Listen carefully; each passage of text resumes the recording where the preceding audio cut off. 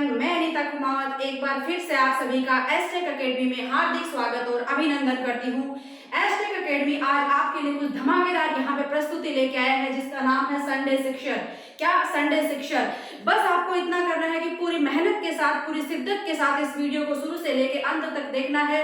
ये जो वीडियो है ये आप लोगों के लिए, आप लोगों के फ्यूचर की दृष्टि से, भविष्य की दृष्टि से, आप लोगों के एग्जाम की दृष्टि से आपके लिए बहुत ही बेनिफिशियल, बहुत ज्यादा बेनिफिशियल हो सकता है। तो शुरुआत करते हैं आज की अपनी धमाकेदार एक जो क्लास स्टार्ट होने वाली है संडे शिक्षण। लेट्स गो, स्टार्ट करते हैं। चलिए, फर्स्ट क्वेश्चन है यहाँ पे, मेंढक का हृदय मरने के बाद काफी देर तक क्यों धड़कता है? देखो यहाँ पे जो भी आपको क्वेश्चन पढ़ाए जाएंगे ये सारे क्वेश्चन आपकी जो दैनिक दिनचर्या है, आपकी जो दैनिक लाइफ स्टाइल है उससे जुड़े हुए क्वेश्चन है। तो आप इनको शांति से, ध्यानपूर्वक इनको पढ़ेंगे। फर्स्ट क्वेश्चन अपना है, मेंढक का हृदय मरने के बाद काफी देर तक क्यों धड़कता है? यानी जो फ्रॉग होता है, जब फ्रॉग की डेथ हो जाती है, वो मर जाता है, उसके बाद भी उसका जो हार्ट होता है वो काफी देर तक उसमें बीटिंग क्यों होती रहती है, क्यों धड़कता रहता है? आंसर मैंने क्या लिखा है? Myogenic heart. इसका कारण क्या होता है? हार्ट के बीट करने का कारण क्या होता है? जो कि मेंढक का जो हृदय होता है वो कैसा होता है?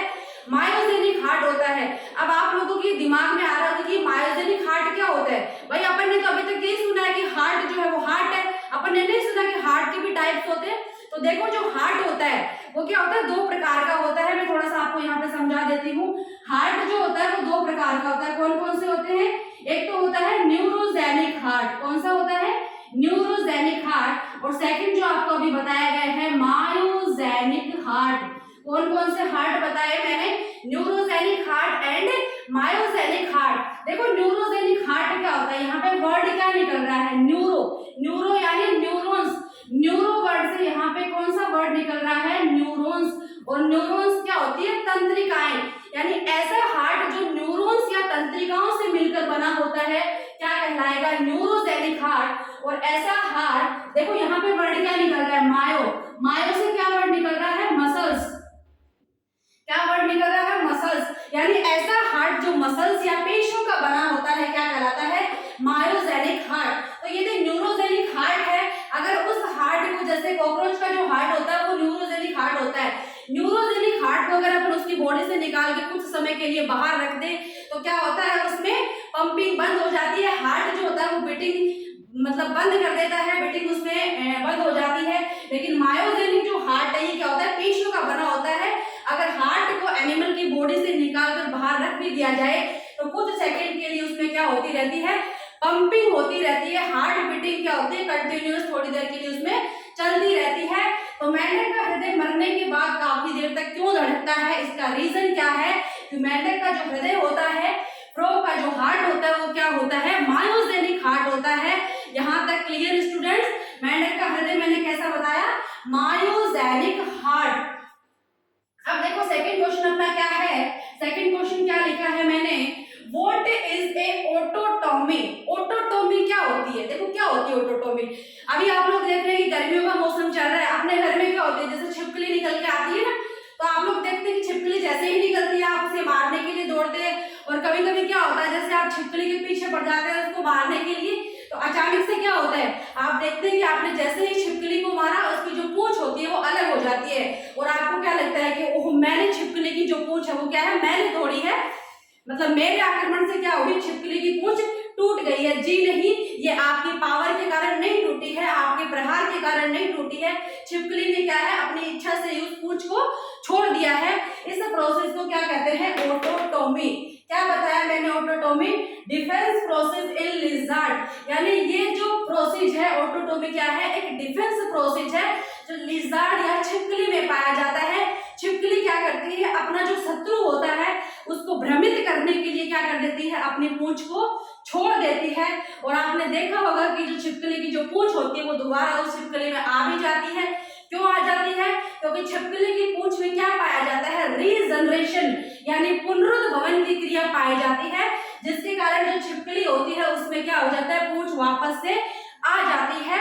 तो क्लियरली ऑटोटॉमी क्या बताएगा कि छिपकली के अंदर एक क्या है? डिफेंस प्रोसेस है, जिसके कारण जो छिपकली होती है वह शत्रु के दिमाग को भ्रमित करने के लिए शत्रु को भ्रमित करने के लिए अपनी पूंछ को स्वतः ही छोड़ देती है, अपने शरीर से उसको अलग कर देती है और कुछ दिनों बाद क्या होता है, रीजनरेशन की प्रोसेस के द्वारा छिपकली में पूंछ क्या हो जाती है, ऑटोमेटिक ही वापस उसमें पूंछ बन जाती है, डेवलप हो जाती है। देखो अब थर्ड क्वेश्चन पे आते हैं अपन। थर्ड क्वेश्चन अपना क्या है, कुछ जानवरों की आंखें रात्रि में चमकती हैं क्यों? आपने देखा होगा जैसे अपने घर में गाय होती है, भैंस होती है, या फिर अचानक से जैसे बिल्ली आ जाती है, तो बिल्ली होती है, गाय है, भैंस है, इनकी आंखें जो होती है वो रात्रि में चमकती है, स्पार्क करती है क्यों? देखा होगा ना ऐसा आपने। तो कभी आपके ऐसे दिमाग में आया है कि इनकी आंखें जो होती है वो रात्रि में क्यों चमकती है, क्यों स्पार्क करती हैं? तो देखो जो पशुओं की जो आंखें होती हैं या जिन भी एनिमल्स की आंखें रात्रि में चमकती हैं, उनमें क्या होता है, उनकी जो आंख होती है उसमें एक परत पाई जाती है, एक लेयर पाई जाती है, जिसकी प्रेजेंस के कारण क्या होता है, इनकी आंखें रात्रि में चमकती हैं। उस लेयर का नाम क्या है, टेपिटम ल्यूसिडम। क्या बताया मैंने कि जो रात्रि में जिनकी आंखें चमकती हैं, जैसे बिल्ली है, कुत्ता है, गाय है, भैंस है, इनकी आंखें क्या होती है, रात्रि में स्पार्क करती है, चमकती है।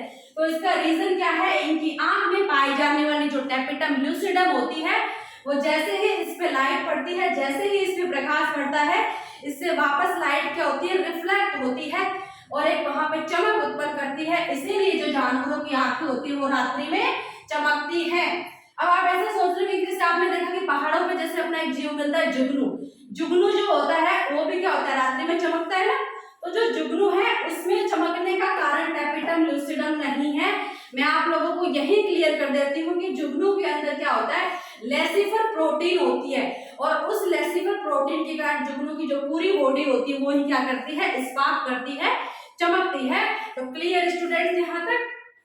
नेक्स्ट चलिए, शिशु के लिए माता का दूध सर्वोत्तम है क्यों? भाई जो छोटा बच्चा होता है, आपने सुना होगा कि जो उसकी माता का जो दूध होता है, जो फर्स्ट मिल्क होता है, वो शिशु के लिए, बच्चे के लिए क्या होता है, बहुत ही लाभदायक होता है, उसके लिए बहुत ही पौष्टिक होता है, उसके लिए सारे मिनरल्स हैं, जितनी भी एंटीबॉडीज है उसको प्रोवाइड करवाता है। तो माता का दूध जो होता है वो सर्वोत्तम होता है क्यों? देख लीजिए, कोलोस्ट्रम, माता का जो प्रथम दूध होता है उसको क्या कहते हैं, कोलोस्ट्रम या खीस भी इसको कहा जाता है।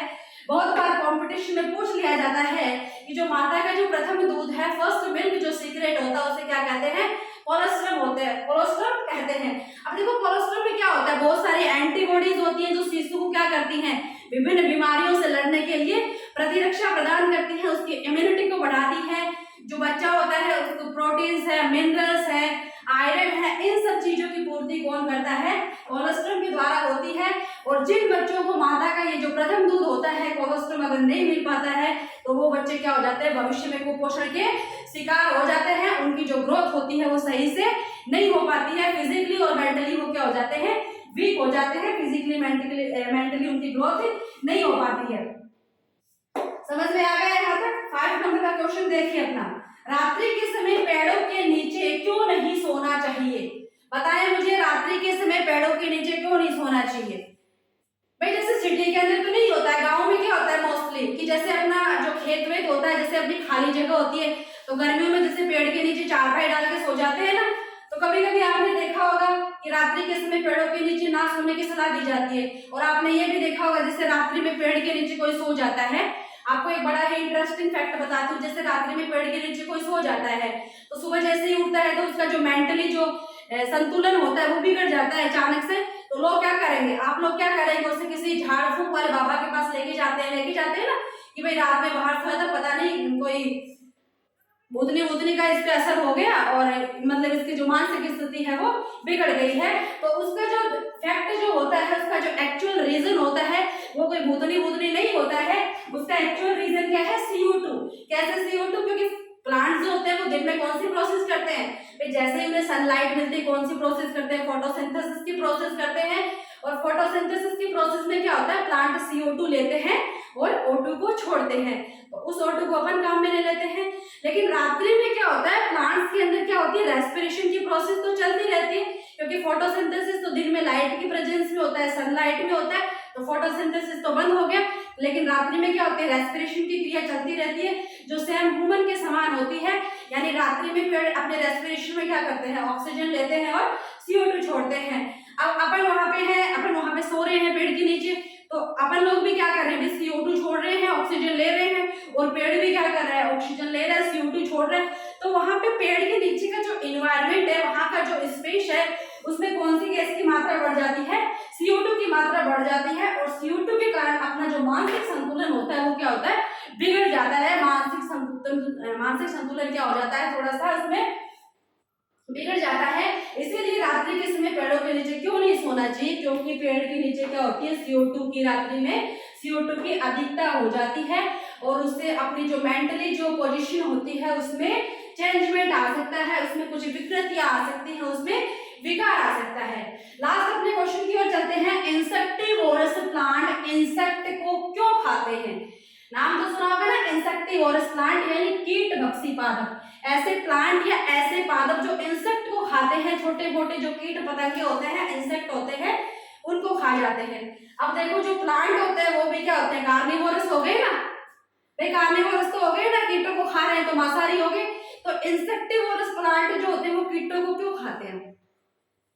देखो इंसेक्टिवोरस प्लांट में क्या होता है, इंसेक्टिवोरस प्लांट जो होते हैं इनका एक फिक्स कैरेक्टर होता है कि ये जो दलदली भूमि जो होती है उसी में ये ग्रो करते हैं, और वो जो दलदली भूमि होती है वहां पे क्या होती है, उस भूमि में नाइट्रोजन की कमी होती है। तो इन प्लांट्स में भी क्या हो जाती है, नाइट्रोजन की कमी हो जाती है।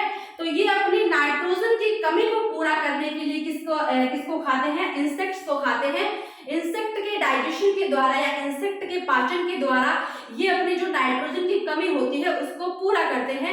इसीलिए इंसेक्टिवोरस प्लांट किसको खाते हैं, इंसेक्ट को खाते हैं। किसकी कमी को पूरा करने के लिए, नाइट्रोजन की कमी को पूरा करने के लिए ये कीटों को डाइजेस्ट करते हैं, कीटों को खाते हैं।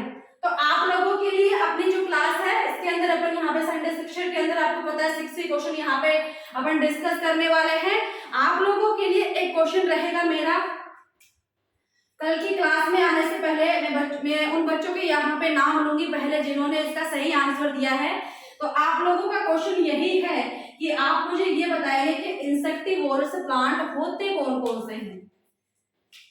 भाई सब प्लांट तो इंसेक्टिवोरस नहीं होते, तो आप लोगों का क्वेश्चन यही है कि इंसेक्टिवोरस प्लांट कौन कौन से हैं। क्वेश्चन लिख लेंगे आप लोग, इंसेक्टिवोरस प्लांट